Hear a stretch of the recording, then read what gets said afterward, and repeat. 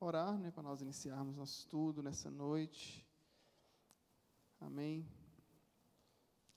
Deus e Pai, obrigado por nós estarmos em Tua casa mais uma vez. Obrigado, Deus, por esse dia que o Senhor tem cuidado de nós. Obrigado, Deus, porque o Senhor não nos deixa faltar nada. Não nos deixou, Pai, faltar ânimo para estar aqui nesse lugar, Senhor. Que nós venhamos sair daqui cada dia mais, Senhor Jesus, convictos que a Tua palavra é a que nos guia, a Tua palavra, Pai, é a nossa luz, a Tua palavra é o caminho que nós devemos trilhar, Pai, para estar junto contigo, Senhor. Que em nossos corações aumente o desejo, Senhor Jesus, se amplie o desejo por Te encontrar, por estar com o Senhor. Modifica, Deus, no coração da Tua igreja, Pai, essa mensagem, para que todos venham desejar, Deus, desejar a Tua vinda, desejar, Deus, aquilo que é dos céus e não da terra, Pai. Esse é o nosso clamor nessa noite, em nome de Jesus. Amém. Amém, irmãos? Então, hoje nós vamos falar sobre o grande dia do Senhor, né? Que é o grande acontecimento da história do mundo, né? Até então, o grande acontecimento da história do mundo foi a vinda de Jesus. Então, a nova vinda de Jesus, né? Jesus Cristo foi aquele que dividiu a história e é aquele que encerrará e dará continuidade novamente, né? Então, ele encerrará um novo ciclo, um ciclo anterior, e iniciará um novo ciclo com o seu povo, com os seus escolhidos, né? Então, Jesus Cristo é a chave central da história da humanidade, né? Assim como João fala, né? No princípio era o Verbo, e o Verbo estava com Deus, e o Verbo era Deus. Desde o princípio até o fim, Jesus Cristo é a chave de toda a história, né? Então, o grande dia do Senhor é o dia que marca, né, o encerramento do mundo como nós conhecemos hoje, né? Então, esse dia é o dia que encerrará aquilo que nós conhecemos como mundo hoje. A terra será destruída, cairá fogo do céu. Não. Né? É apenas para entender que um ciclo se encerrará. Jesus Cristo virá, né, para estabelecer, né, de fato, o seu juízo, o seu governo, né, sobre os seus escolhidos, sobre aqueles os quais não são escolhidos seus ou que virarão as costas para ele, né? Depende da sua linha, né, que você acredita sobre salvação. Então, nós temos como texto base, né, novamente, o livro de Mateus, capítulo 24, né? Nós falamos tanto desse livro, voltamos lá em Mateus, no capítulo 24, como a primeira chave, a principal chave para nós entendermos sobre o dia do Senhor. Jesus Cristo, o próprio Jesus, falando sobre a sua vinda. Então, Mateus 24, a partir do versículo 27. Na semana passada nós falamos até o 26, né? Agora vamos falar a partir do 27. Mateus 24, a partir do 27.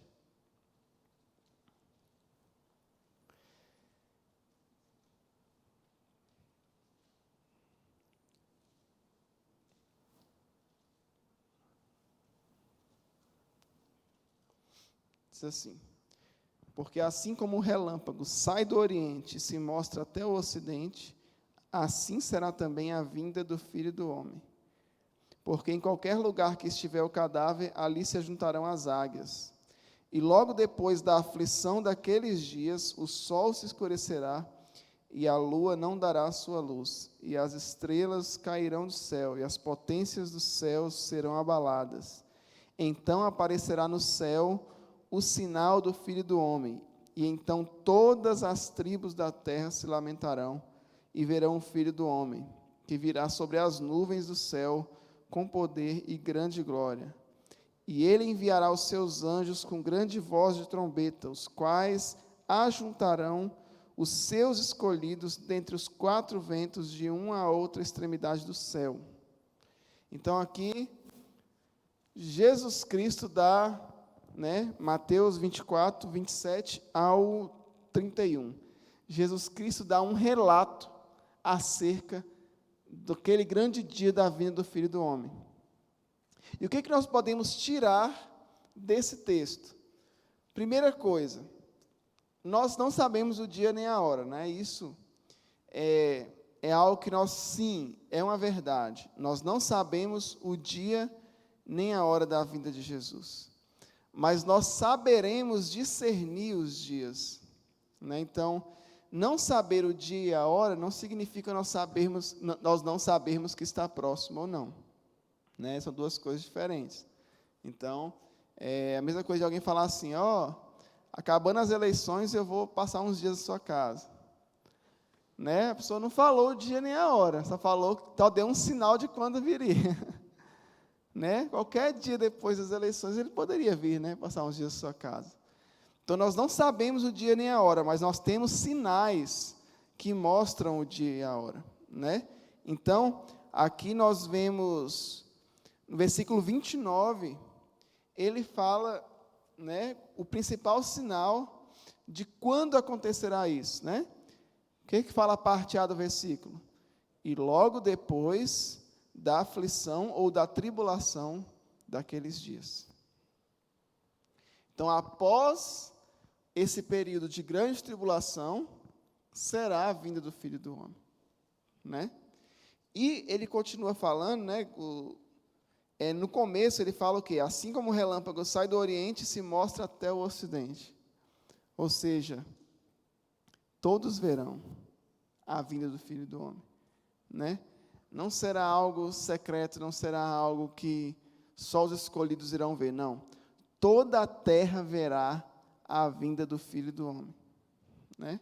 Então, nós devemos entender, primeiro, não sabemos o dia e a hora, mas temos o discernimento do tempo, né? Nós saberemos discernir os eventos que acontecerão, né? Então, a aparição do anticristo, que nós falamos, está em 2 Tessalonicenses capítulo 2, quando Paulo fala para os Tessalonicenses, né, que virá a apostasia e o aparecimento do anticristo, né? E Jesus Cristo fala o quê? Após a tribulação daqueles dias. Então, nós temos, né, 3 grandes sinais. A apostasia. Quem lembra o que é a apostasia? O abandono da fé, né? Você abandonar a sua fé. Então, 3 grandes sinais. A apostasia, ou seja, muitos abandonarão a sua fé. A aparição do anticristo e a grande tribulação, certo? Então, como nós falamos sobre cronologia aqui tantas vezes, né, sobre cronologia, 3 anos e meio após a grande tribulação, 3 anos e meio após o início da grande tribulação, né, será a vinda de Deus, assim como está descrito em vários textos. Eu não vou nem repetir todos aqui, senão que é 3 anos e meio do início da grande tribulação, ou seja, a quebra do pacto do anticristo, né? A quebra do pacto dele com as religiões, com a religião cristã, né? A quebra do pacto dele com a adoração a Deus. A partir desse instante, 3 anos e meio se passam até a vinda do Filho do Homem, Jesus Cristo, como o apóstolo Paulo chama, né?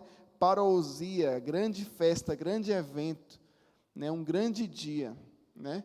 Então, o apóstolo Paulo, ele compara o dia do Senhor. Eu falei uma vez na escola dominical sobre isso, no irmão Sardinha estava na aula lá, sobre como Paulo enxerga o dia do Senhor, né? E Paulo enxerga o dia do Senhor como um grande evento, né? Aqueles grandes eventos que os imperadores paravam a cidade para fazer, assim será, né, a vinda do Filho do Homem. Um grande evento para aqueles que esperam, né? E um péssimo evento para aqueles que não esperam, né? Assim como está lá, virá como um ladrão, né? Mas para aqueles que estão em trevas, para aqueles que estão na luz, ele não virá como um ladrão, né? Então, para os que estão na luz, nós estaremos ansiando e esperando a vinda dele. Para os que estão em trevas, será um dia terrível, né? Será terrível esse dia do Senhor. Então, outro sinal que nós temos é ao final da 7ª trombeta. desde que eu me entendo, né, que eu me lembro de alguma coisa assim, né, eu lembro que na casa da minha avó tinha um disco de vinil que era assim, a sétima trombeta. Não sei se alguém já viu esse disco. Aí quando eu colocava aquele disco, aí vinha uns sons, explosão, e um... Hã? Albe, você não é novinho não. Albe. Já vendo? Aí você colocava, era aquele som que dava medo, né? E você ficava escutando aquilo. E um narrador falava, naquele dia, não sei o quê, começava a citar as guerras e tal. Aí o povo gritava. Ah!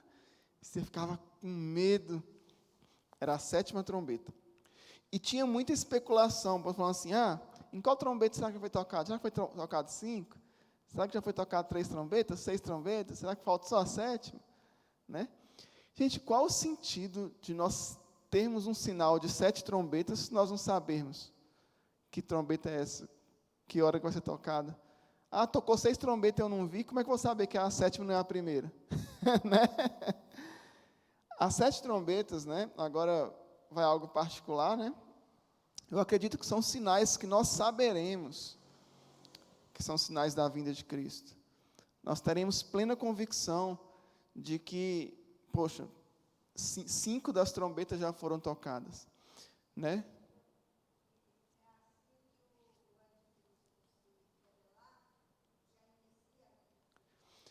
Não. Assim que ele quebrar o pacto. A Bíblia fala que quando ele quebra o pacto, quando ele cessa a adoração, quando ele... oi? Ele quebra o pacto de paz ali entre as nações, entendeu? Ele cessa a adoração, ele corrompe o templo, ali se inicia a grande tribulação, né? Mas para ele quebrar um pacto, ele tem que ter feito um pacto antes, né? Então, antes disso, terá um pacto de paz entre nações. Aí, nesse momento, ele se revelará. Quando ele quebrar o pacto, que se inicia a grande tribulação. Tá? Então, é importante nós entendermos isso.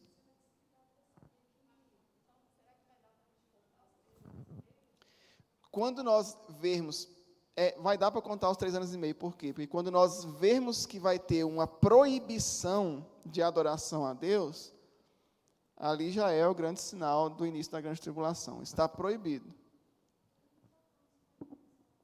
Tá. Tem um microfone disponível, gente, para fazer pergunta. Ali, com o Albert. Ótimo, Albert.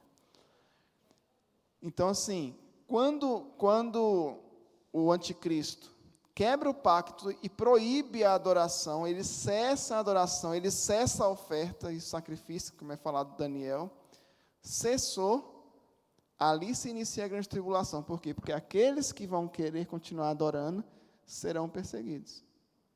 Né? Então, ali se inicia a grande tribulação. Né? Então, a primeira trombeta, as 7 trombetas, enfim, todas elas serão tocadas nesse período de grande tribulação. Né? E aonde que nós vemos sobre isso? No Apocalipse, capítulo 11. Né? Então, vamos lá em Apocalipse, no capítulo 11.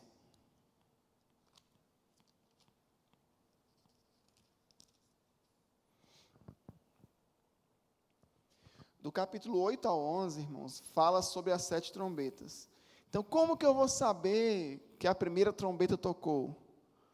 Quando você vê os sinais se cumprirem, né? Só é ler, como eu vou saber que é a terceira trombeta? Quando os sinais da terceira trombeta se cumprirem. Então, todos estão descritos em Apocalipse, do 8 ao 11. Né? Então, se quiser saber sobre as 7 trombetas, são os juízos, né? Então, Apocalipse 11, versículo 14.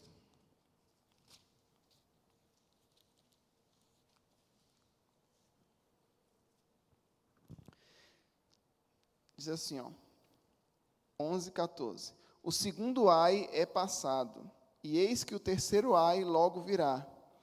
E o 7º anjo tocou a sua trombeta, e houve grandes vozes no céu que diziam: os reinos do mundo vieram a ser de nosso Senhor e do seu Cristo, e ele reinará para todos sempre.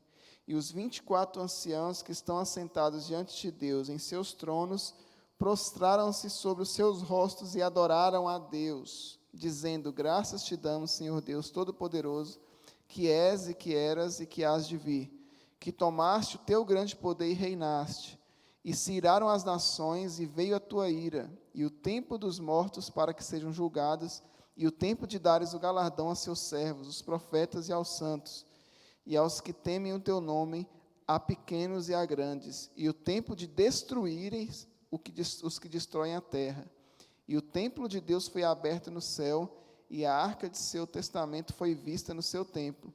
E houve relâmpagos, e vozes, e trovões, e terremotos, e grande saraiva de granizo, né?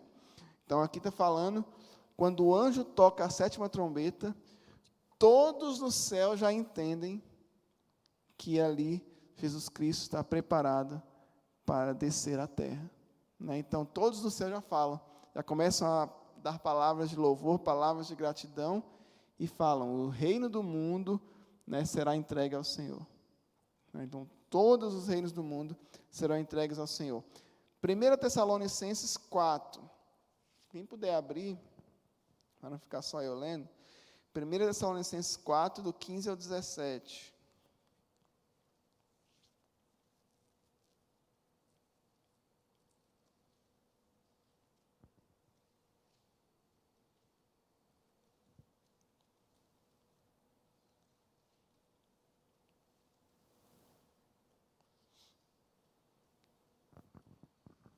Primeiro Tessalonicenses 4, 15 a 17. Quem puder ler. Dizem-vos, pois, isso pela palavra do Senhor, que nós, os que ficarmos vivos para a vinda do Senhor, não precedamos os que dormem. Porque o nosso Senhor descerá do céu com alarido e com voz de arcanjo e com trombeta de Deus. E os que morrerem em Cristo ressuscitarão primeiro. Depois, nós, os que ficarmos vivos, seremos arrebatados juntamente com eles nos céus, a encontrar o Senhor nos ares, e assim estaremos sempre com o Senhor. Portanto, consolai-vos uns aos outros com essas palavras.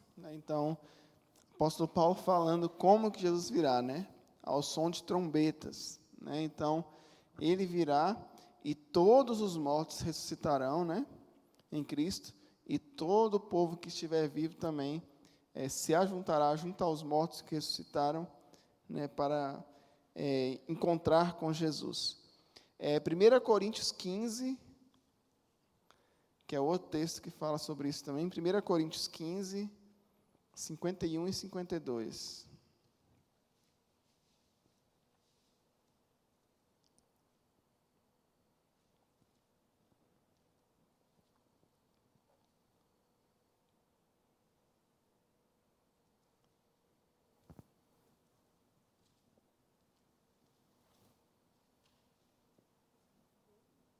Me achou?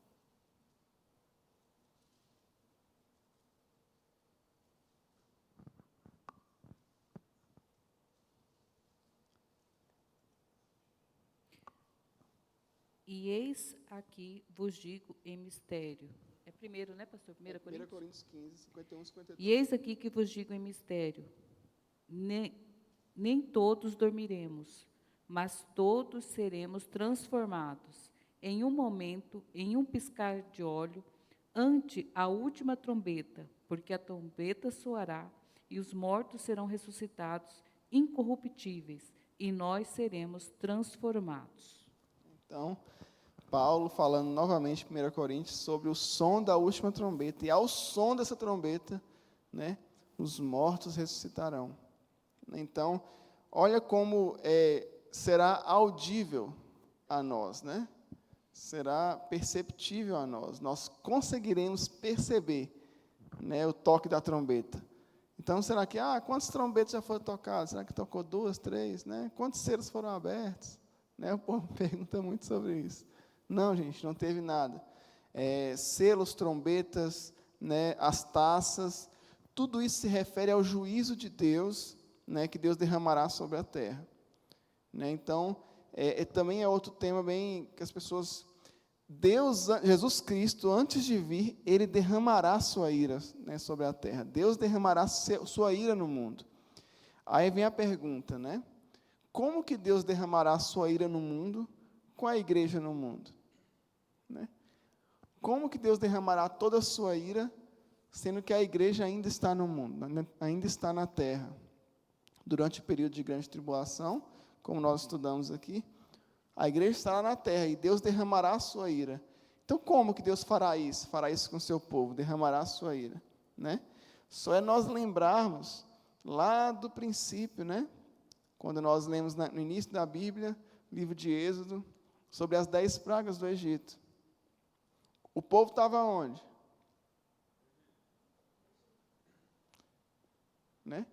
O povo de Deus estava no Egito. A ira foi lançada sobre o Egito, mas o povo de Deus não foi atingido. Né? Então, a igreja não sofrerá a ira de Deus. A igreja sofrerá, sim, a perseguição, mas a ira de Deus não afetará a igreja. Então, é muito importante que vocês também tenham consciência disso, né? Que nós não seremos recebedores da ira de Deus, né? Que está preparada, que são os 21 decretos de Deus ali, né? Que são 7 taças, 7 selos, 7 trombetas. Né? Então, nós temos ali uma sequência de 21 juízos de Deus sobre a terra, mas a igreja não receberá o juízo de Deus. Tá? Então, como que é essa cronologia, a sequência da vinda de Jesus Cristo? Né? Primeira coisa que nós saberemos é que ele vem, aonde que ele vem? Nas nuvens, né? 1 Tessalonicenses 3:13, está escrito esse versículo.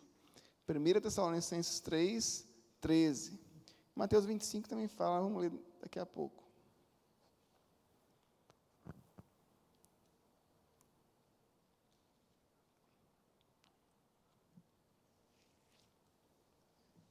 Pode ler. 1 Tessalonicenses 3:13.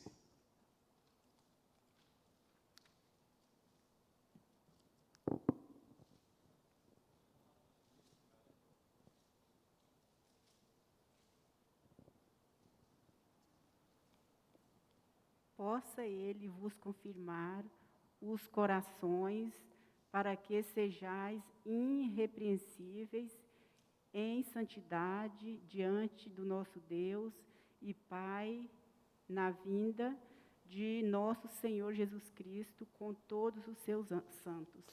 Mateus 25:31 agora, vamos ver. Eu já falei para vocês sobre Tessalonicenses, né, gente? 1 Tessalonicenses, todos os capítulos terminam falando da vinda de Jesus. Então, é um livro maravilhoso. Mateus 25, 31.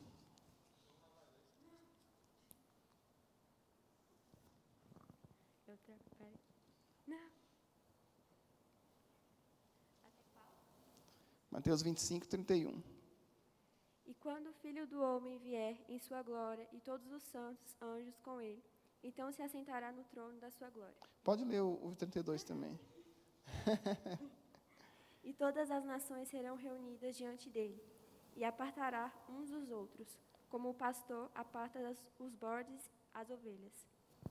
Então, mais uma vez falando. Então, Jesus Cristo virá, né?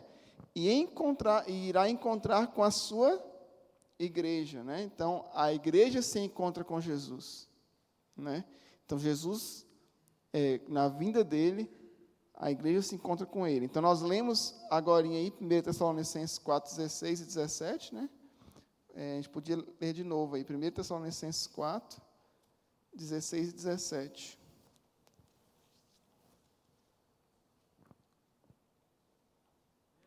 1 Tessalonicenses 4:16 e 17. Pois, dada a ordem, com a voz do arcanjo e o ressoar da trombeta de Deus, o próprio Senhor descerá do céu, e os mortos em Cristo ressuscitarão primeiro.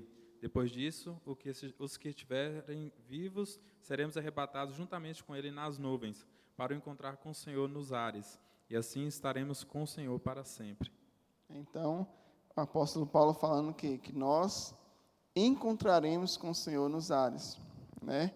Então, primeiro, Jesus Cristo sairá do céu, os mortos ressuscitarão, e nós que estivermos vivos, juntamente com os mortos que ressuscitaram em Cristo, encontraremos com Jesus nos ares.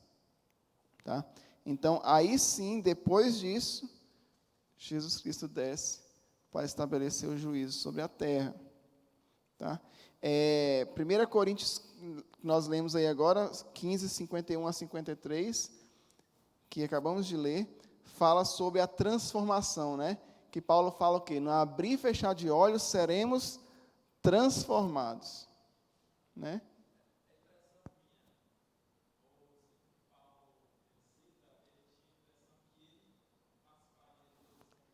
Isso. Então, é interessante essa questão. É interessante essa questão. Por quê? Porque Paulo, principalmente na carta de 1 Tessalonicenses, ele tem muita convicção que ele vai passar pelo esse dia, por essa parousia. Né? Por quê? Porque ele via um crescimento das tribulações sobre a vida dele, ele via a pregação do Evangelho e ele entendia que ele passaria, né? Eu até anotei sobre isso, é interessante você falar. Quer ver aqui? 2 Coríntios 5, olha só. 2 Coríntios 5, lembrando que 1 Tessalonicenses, quem sabe qual foi a primeira carta que Paulo escreveu? Qual foi a primeira carta que Paulo escreveu? 1 Tessalonicenses. Foi a primeira carta que ele escreveu. Então, lá no início, ele tinha essa convicção de que ele passaria. Né? Agora, olha só, 2 Coríntios, capítulo 5.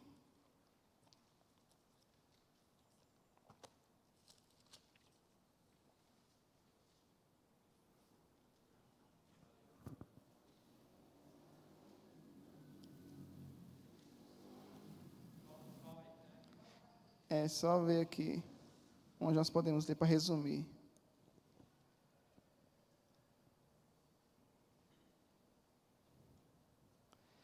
Vamos ler do 6 ao 8 aí.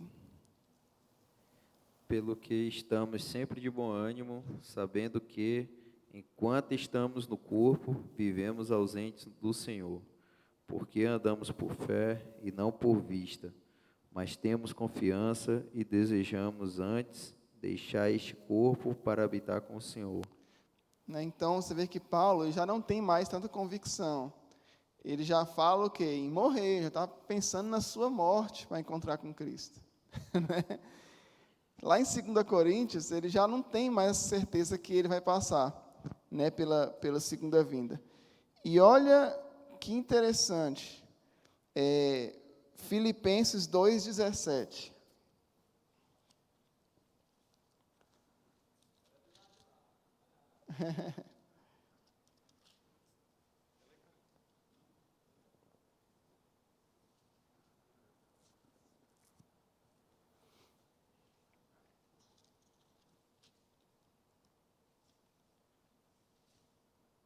Contudo, me alegrarei, mesmo se perder a vida, entregando-a a Deus como oferta derramada, da mesma forma que o serviço fiel de vocês é uma oferta a Deus.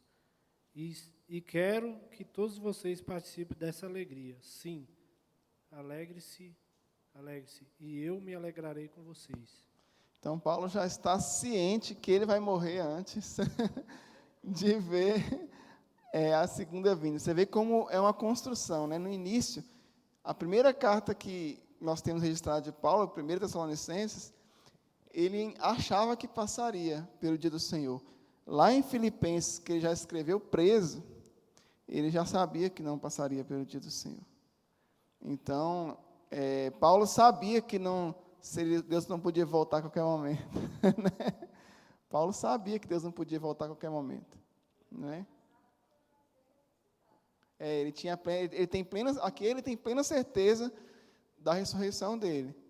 Mas, e tanto que, quando ele fala em 2 Tessalonicenses também, quando ele fala sobre que os mortos e os vivos, né, encontrarão no mesmo dia, já é uma esperança de que, mesmo morto, né, ele encontrará com Jesus juntamente com os vivos, né?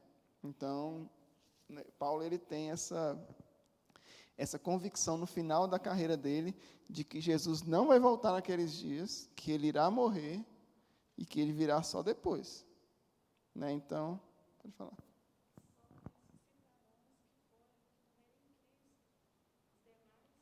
Não, naquele dia não. Naquele dia não, só os que morreram em Cristo. É isso que a Bíblia relata. E essa é a primeira ressurreição, como diz no livro de Apocalipse, né? Somente os que morreram em Cristo. Somente esses ressuscitarão naquele dia. Depois, quando Cristo for julgar o mundo, todos ali estarão perante Ele, né? Mas naquele dia, somente os mortos em Cristo ressuscitarão. Tá? Então, eu anotei essa questão de Paulo também, interessante para nós vermos como o apóstolo Paulo foi um grande entusiasta do dia do Senhor. Ele tinha plena certeza que não seria a qualquer momento. Ele sabia que não seria a qualquer momento. No final de sua carreira, ele sabia que iria morrer, que um dia Jesus Cristo viria e ele iria ressuscitar naquele dia, né? Então, é uma evidência importante para nós tirarmos, né, essa questão de que nós seremos arrebatados no secreto, né, antes da grande tribulação.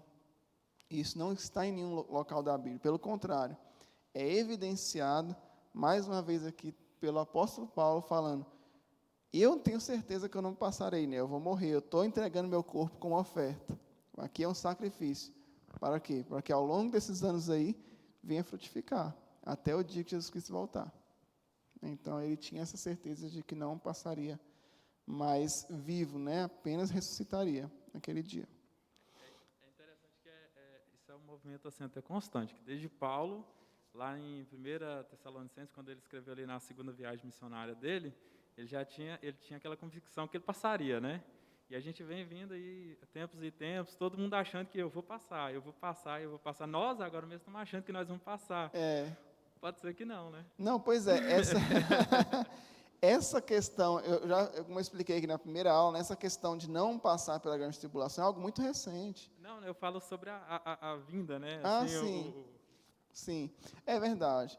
Assim, eu tenho, né, algo dentro de mim que fala que não vai demorar mesmo. E é tão interessante, gente, a gente ficar atento às coisas, né? Eu já falei para vocês sobre isso, como esse ano, muitas coisas vêm falando sobre a segunda vinda de Jesus. O tema da festa não tinha nada a ver com a segunda vinda do aniversário da igreja. E todas as mensagens falaram sobre a segunda vinda, não sei se vocês perceberam, todas, 100%, sexta-noite, sábado-à-noite, domingo de manhã e domingo à noite. Todas falaram sobre a segunda vinda de Cristo, né? E todas as conferências e congressos maiores que eu estou vendo, todos eles falando sobre a segunda vinda de Cristo. Então, eu vejo que é um despertar de Deus com a sua igreja. Deus está despertando a sua igreja, né, para os acontecimentos que virão. Eu entendo que é isso. Então, mais do que nunca, né, eu tenho entendido que está muito próximo. Está muito próximo. Todos esses acontecimentos, né, do livro de Daniel, né, Malaquias, Mateus, Tessalonicenses, Apocalipse, tudo isso que nós estudamos aqui ao longo desse período, está muito próximo de acontecer, muito perto mesmo. Então, nós, como Igreja do Senhor, voltando à primeira aula que eu falei, não devemos enxergar o Apocalipse como um dia terrível, né? Igual o disco lá da Sétima Trombeta que eu falei, aquele filme de terror. Não. O Apocalipse é a grande esperança da igreja. O evento mais esperado da igreja, né? Aquilo que a igreja mais anseia é o dia do Senhor. Né? Então, é por isso que eu falei na semana passada sobre por que a igreja deve passar pela grande tribulação, né? Para ter esse desejo, para ter essa convicção de que o dia do Senhor é o dia que ela mais almeja. Né? Porque hoje, irmãos, infelizmente, até a minha vida que não é tão, né, não tem dinheiro, não tem, tem família, uma família boa, graças a Deus, um ministério, mas não tem uma vida que muitos julgam aí ser uma super vida. E às vezes a gente fica assim, não, espera um pouquinho mais. Irmãos, imagina, né, quem, né, vive os deleites da vida, né, que tem outros senhores. Ninguém está desejando a vinda do Senhor, né? Maranata, hora vem Senhor Jesus. Esse é o clamor da igreja. Isso despertará a Deus o seu trono para Deus vir buscar a sua igreja. E esse clamor não tem sido ouvido nos nossos dias, né? Então, o grande dia do Senhor deve sim ser o grande desejo da igreja, né? Então, interessante falar sobre Paulo, eu até anotei essa questão dele também. Então, seremos transformados, né? E Apocalipse 1:7, também é um texto maravilhoso, um dos que eu mais gosto na Bíblia. Apocalipse 1:7.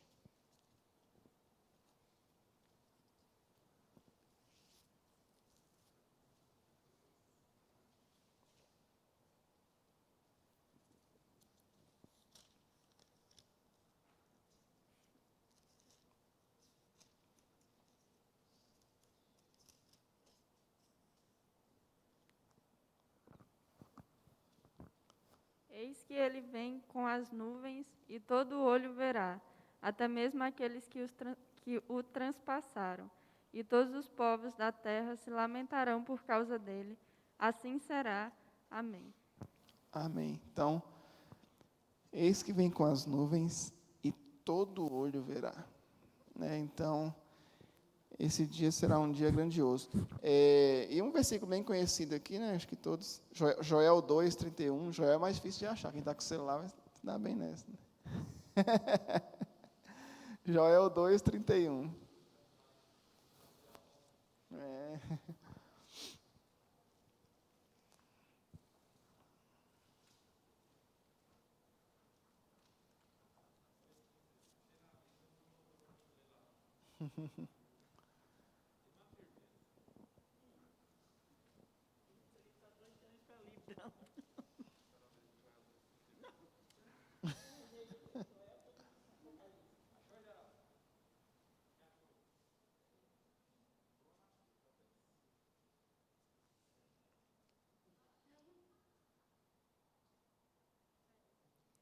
O sol se converterá em trevas e a lua em sangue, antes que venha o grande dia, o grande e terrível dia do Senhor. Então, olha como o profeta Joel fala, né? Antes que venha o grande e terrível dia do Senhor, né? Duas perspectivas sobre aquele dia, né? Duas perspectivas. Uma perspectiva grande e uma perspectiva terrível.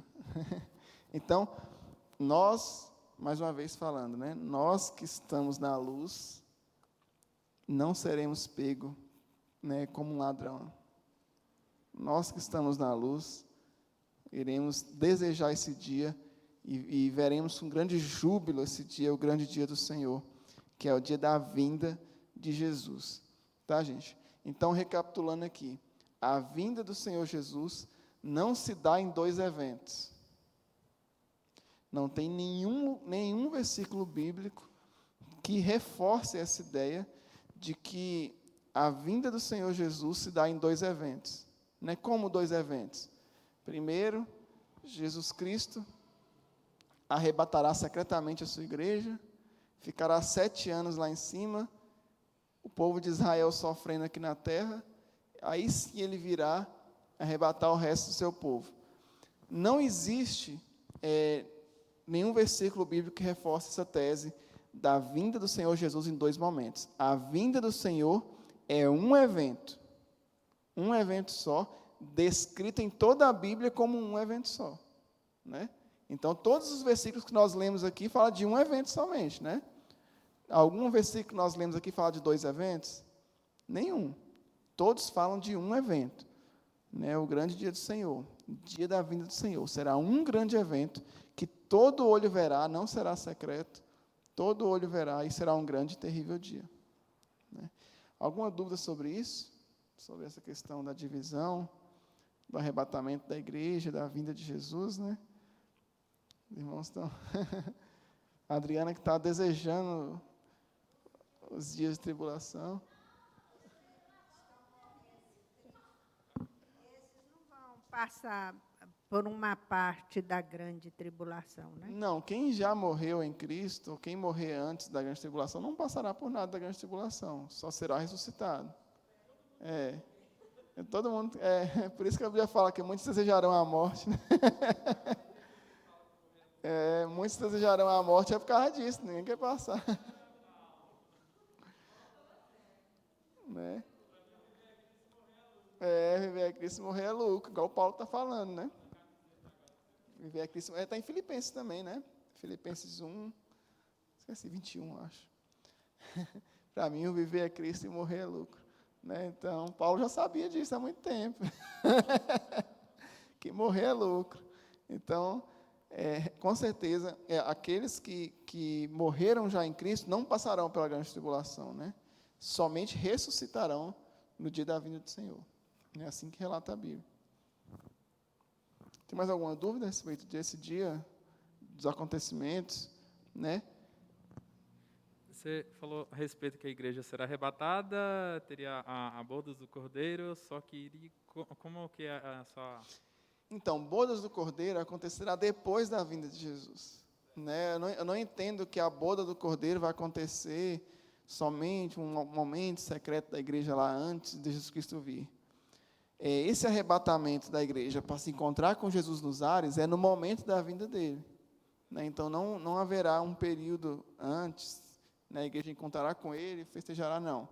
Né? Depois que ele vier, a igreja festejará com Jesus. Entendeu? No meu entendimento, aqui na Terra. Né? Agora, tem outras visões, então falaremos sobre isso semana que vem. Né? Sobre milênio, semana que vem. Falaremos sobre milênio e estado eterno. Oi? Isso, falaremos sobre o milênio e o estado eterno. Por quê? Porque o Satanás será aprisionado, né? Antes do milênio, né? É assim que está escrito na palavra de Deus. Então, eu vou explicar para vocês como tem duas perspectivas principais. Uma que acredita que Satanás ainda será aprisionado e uma que acredita que Satanás já está aprisionado. Né? Então, tem duas vertentes que acreditam assim. Um acredita que ele já está aprisionado, mas que ele tem ação limitada, e outro acredita não, que ele está solto ainda, mas que naquele dia, quando Jesus Cristo vier, irá aprisioná-lo. Né? Então, existem essas duas linhas de pensamento, né?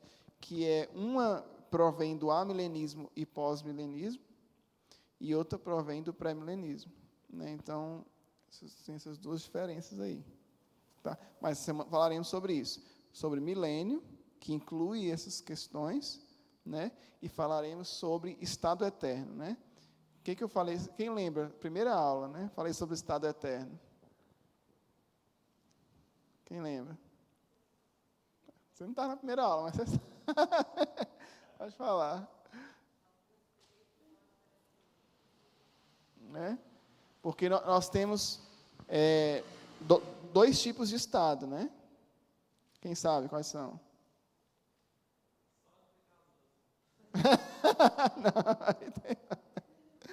Né? Então, nós temos um estado momentâneo, que é um estado em que aqueles mortos em Cristo ou fora de Cristo estão no momento, e temos o estado eterno, que é como eles ficarão para sempre. Né? Então, nós falaremos um pouco sobre isso também na semana que vem, que é importante nós falarmos, né? Sobre o estado eterno. Daquele grande dia, e eu, muito tempo atrás, fazia parte da igreja, que muitos deles acreditavam na batalha do Armagedon. Fala um pouco sobre isso aí pra gente. Então, a batalha do Armagedon, né, disse que é a grande batalha entre as nações contra Israel. Né? Assim, a Bíblia relata que há uma grande perseguição, e com certeza terão retaliações militares. Eu não entendo que terá um nome essa batalha. Né? A batalha de todos contra Israel, não será isso. Para mim terá sim uma grande batalha, uma retaliação militar Porque nações não aceitarão o anticristo. Não só povos, mas nações também não aceitarão. Tanto quando você vê o relato do anticristo na Bíblia, ele faz pacto com nações, mas não são todas as nações que fazem pacto com ele, são algumas. Então, naquele dia, nações inteiras não aceitarão a imposição do anticristo. Então, isso ocasionará o quê? Guerra. Né? Então, o exército do anticristo guerreará contra outros exércitos que não aceitarão a imposição do anticristo. Né? Então, como nós entendemos, né, que os judeus com certeza não aceitarão, porque, né, para eles, né, a religião está acima de tudo, então eles não aceitarão com certeza, então Israel com certeza será o centro de uma batalha, né? Até porque é um lugar-chave. Então, essa batalha dos últimos dias é a batalha do exército do anticristo contra todos aqueles que não aceitarão as imposições do anticristo, não somente Israel. Entendeu? Isso antes da vinda de Jesus. Antes da vinda de Jesus. Tanto que quando a Bíblia fala da vinda de Jesus, o livro de Apocalipse, ele virá e destruirá o exército do anticristo. Então, o anticristo terá um exército. É um nome que foi dado, é uma junção grega lá, mas eu posso explicar. Isso. Vamos ler aqui.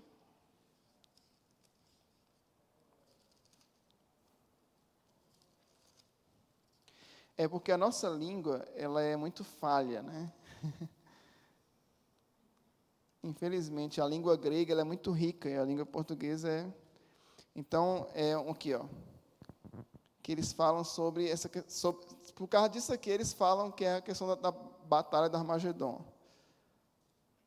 Olha o versículo 15. Eis que eu venho como ladrão, bem-aventurado o que vigia e guarda suas vestes, para que não ande nu, e não se vejam suas vergonhas. E ele os congregou no lugar que em hebraico se chama Armagedon.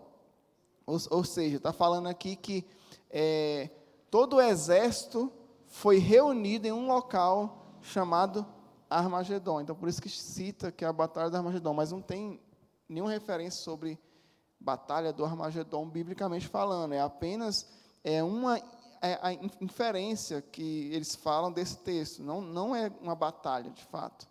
Entendeu? A guerra dos últimos dias será uma guerra do povo do anticristo contra as nações que não aceitarão.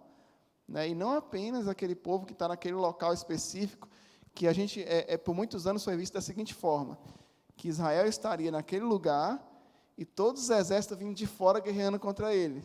Né? E, meu irmão, o primeiro ataque ele já morreria. Né? O primeiro ataque já seria destruído. Você imagina um exército do mundo inteiro atacando um povo num lugar pequeno. Lá, né? Só aquele filme dos 300 lá, que tem aquele relato, mas o exército era bem menor.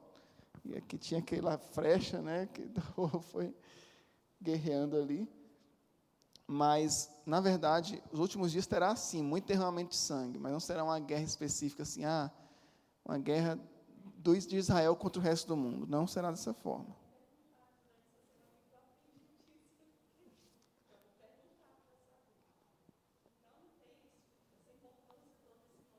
Não, é só uma relação nessa questão aqui, quando está falando, quando João está vendo o aprisionamento ali, a separação do povo, aí fala que separou num local chamado Armagedon, né? Separou as pessoas ali. É mais uma relação de como está sendo separada ali as tropas naquele dia, não realmente que vai ter uma guerra naquele local específico, não tem isso, entendeu? Então, é mais ou menos isso. Mas essa questão da tradução, às vezes, nos falha, né? Porque o português é uma língua pobre. Então, quando nós traduzimos, né, todo o texto, fica faltando alguns contextos. Né? Então, por isso que é importante nós sabermos o mínimo. Né? Eu sou bem falho na língua grega, né? Eu preciso aprender mais, mas temos que saber o mínimo de grego para nós entendermos um pouco o contexto do texto mesmo. Sabemos o que está se aplicando ali, né? E não está se aplicando aqui contexto de guerra, está aplicando apenas um contexto de um agrupamento do povo do anticristo, somente isso, tá? Então, nos últimos dias terão guerras, terão derramamento de sangue, mas não uma guerra de todo mundo contra Israel, isso aí não existe, tá? Isso aí não tem relato bíblico disso, né? Mas, como eu acredito, né? que o anticristo é islâmico. Falei sobre isso aqui um pouco. Com certeza terá uma guerra lá, né? Israel, com certeza Israel irá resistir e terão guerras naquela região, porque, né, no meu entendimento, a grande concentração do anticristo será ali nos países árabes, né? Não sei se vocês gostam da profecia da estátua, né, lá no livro de Daniel. Existe uma tese muito forte que fala que os pés não representam o Império Romano, né, porque ali representam os impérios da Terra, né, todos os impérios da Terra. E o último império é o grande império que será destruído com uma pedra, né? Então, aquele último império, nós que acreditamos nessa questão do anticristo islâmico, o último império, na verdade, é o império do anticristo, não o Império Romano, né? Aquele último império é o império do anticristo. E é tão interessante que como que era feito o império? Era misturado, né? E quem sabe o que é árabe? O significado da palavra árabe, no original, o texto original árabe vem o quê? De misturado. Só vocês ficarem pensando aí, né? Então, eu tenho uma crença muito forte, mas é uma crença minha, né? Não é, existem outras crenças a respeito do anticristo vindo do Império Grego, do Império Romano, né? Porque nós sabemos que um grande império se levantará naqueles dias, um grande império que já foi destruído, né? Um império que foi destruído se levantará. Eu até falei sobre isso quando eu falei sobre as cabeças do dragão, né? Uma cabeça foi ferida, estava ali parecendo que estava morta, mas naqueles dias ela se levantou. E toda a terra admirou-se com aquela cabeça se levantando novamente. Ou seja, um grande império irá retornar, né? Aí nós temos que entender ali qual será esse império, né? Aquele monstro grego que você corta uma cabeça e nasce duas no lugar. Então é isso, gente.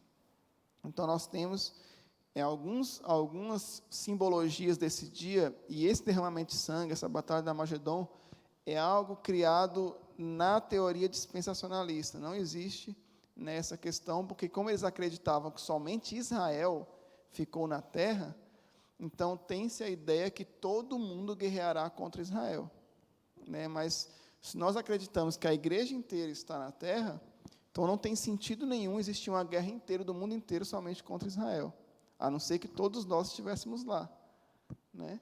Mas como não acontecerá isso, eu não acredito em batalha do Armagedon. Certo? São desconstruções, né? A gente vai desconstruindo e construindo novamente. Amém, irmãos? 9h. Gente, antes de nós encerrarmos, então, semana que vem é o último dia, né, do estudo. Queria propor para quem quiser a gente fazer um lanche, né, no final do culto, né, da semana que vem. A gente vê aí, cada um trazer uma coisa, a gente combinar direitinho, trazer uma coisa e fazer um lanche no final, né, para a gente confraternizar aí no final do estudo. O que vocês já acham? Topam a ideia? Ok? A gente tira um momentinho ali, né, para a gente falar um pouco. E aí, gente, está chegando. Olha lá, aí, como é que vai ser? Então, vai ser bom. Então, semana que vem, a gente vai combinar, então, durante a semana. Vou mandar no grupo, vamos falar aqui na igreja também, abordar os irmãos aqui na igreja, para nós fazermos, então, uma pequena confraternização no final. Não é coisa rápida, não vamos demorar, não. Amém? Então, semana que vem, falaremos sobre milênio, as duas visões do milênio, e sobre o estado eterno. Ok? É sobre isso mesmo. Que Deus abençoe vocês. Vamos orar. Quem já começou a ler o livro? Quem está lendo o livro aí? Alguém acessou os cursos lá, gente? Ninguém acessou os cursos ainda? Oi? Alguém acessou os cursos lá, ó? Está lá, liberado, até fevereiro, gente. Tem 90 dias aí para vocês. Livro não tem mais. Acabou, mas tem uns 3 irmãos que estão pedindo. Eu vou ver quem mais vai pedir, a gente junta um só, eu peço de novo pela internet e compro, faço uma nova compra. Eu vejo quem mais está querendo, vamos anotar o nome de quem quer o livro, mais umas 3 pessoas me procuraram querendo o livro. Então, a gente faz, quem quiser o livro, vamos anotar o nome. Vocês me mandam, eu quero livro, a gente vê se faz mais uma compra, né, de livros. Amém? Possivelmente vai vir um pouco mais caro, né? Porque pegou para promoção lá do período da Black Friday, né? Mas é pouca coisa. O livro não é caro, não é R$ 29,90 o livro, é mais o frete, ficará pouca coisa. Amém? Vamos orar para nós encerrarmos. Então,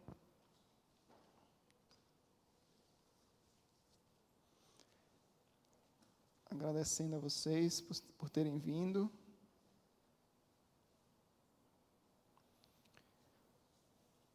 Deus e Pai, obrigado, Senhor, por mais um momento em Tua presença, Senhor Jesus. Obrigado por ter nos esclarecido, por ter despertado a Tua igreja para falar sobre esse tema, Pai. Obrigado porque eu sei que o Senhor está falando conosco todos os dias acerca da Sua vinda. E eu sei que o Senhor tem algo, Senhor Jesus, a deixar em nossos corações desses dias, para que nós venhamos frutificar esse tema na Tua igreja, Pai.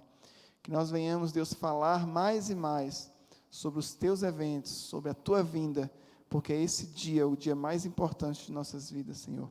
Leva-nos em paz para nossos lares, nos dê um resto de semana abençoado, Pai.